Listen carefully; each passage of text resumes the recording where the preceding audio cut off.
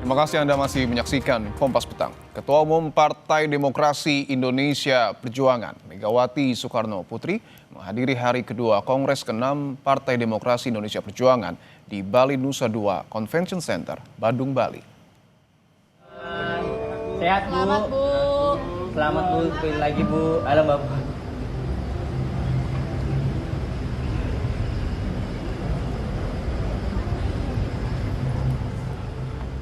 Adapun agenda hari kedua Kongres dimulai dengan rapat pleno penyampaian hasil sidang-sidang komisi, yakni Komisi Politik, Komisi Program, dan Komisi Organisasi.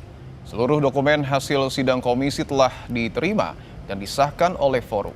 Setelah itu Megawati menyampaikan pidato politik sebagai penutup Kongres. Halo, Ibu Bapak. Sehat, Bu. Selamat, Bu. Selamat, Bu. Sekali lagi, Bu. Halo, Bapak.